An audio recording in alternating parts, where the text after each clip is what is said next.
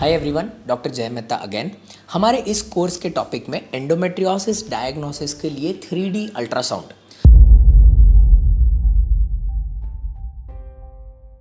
दोस्तों, हमने ये पूरे कोर्स के द्वारा आपको उस प्रकार की इंफॉर्मेशन देने की कोशिश की है जिससे हर वो एंडोमेट्रियोसिस से पीड़ित पेशेंट या उनके रिश्तेदार का हमेशा नॉलेज बढ़ेगा।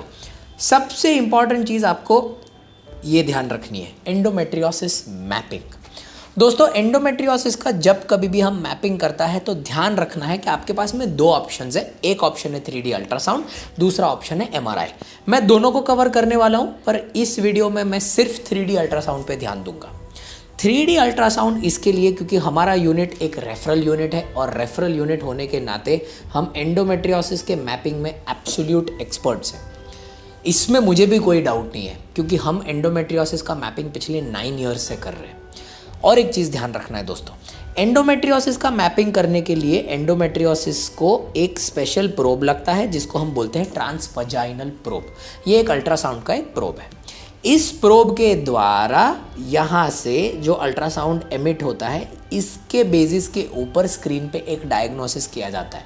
ये बेसिक सोनोग्राफी है, पर यह सोनोग्राफी बहुत डीप में की जाती है बाय एक्सपर्ट्स।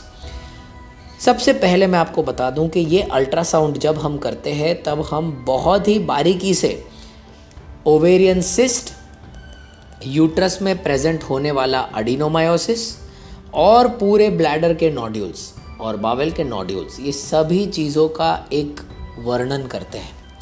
दोस्तों, ये मैपिंग करने के लिए एक पूरा स्केड्यूल रहता है।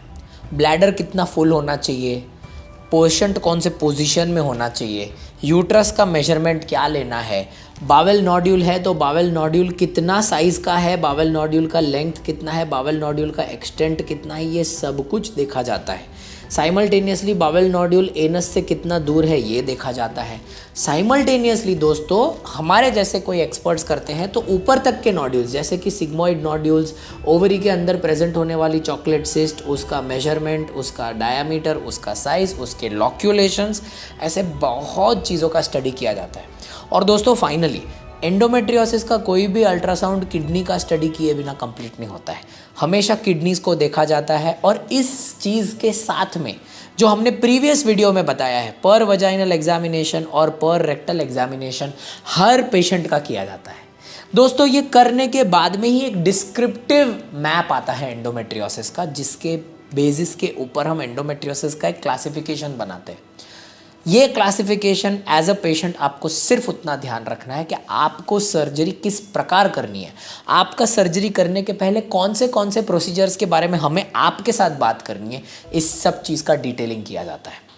अब दोस्तों, आप बोलेंगे कि दोस्त भाई, मेरे शहर में भी तो अल्ट्रासाउंड होता है तो मैं मेरे ही शहर में अल्ट्रासाउंड करवा लूँगा। प्रॉब्लम ये है कि बेसिक अल्ट्रासाउंड करना और एंडोमेट्रियोसिस का अल्ट्रासाउंड करने में ज़मीन आसमान का फ़र्क है। ज़्यादातर करके रूटीन सोनोलॉजिस्ट के हाथ में मोर देन 80% एंडोमेट्रियोसिस के नोड्यूल्स मिस हो जाते हैं। और एंडोमेट्रियोसिस एक्सपर्ट जब एंडोमेट्रियोसिस का मैपिंग करता है तब 95 से 98% एक्यूरेसी रहती है उस आदमी की एंडोमेट्रियोसिस को प्लॉट करने में। ये है डिफरेंस। ये है difference of being a referral unit और ये है difference of being a dedicated unit. दोस्तों, 3D अल्ट्रासाउंड और MRI के बीच में के जो डिफरेंसेस है वो हम हमारे अगले वीडियो में कवर करेंगे।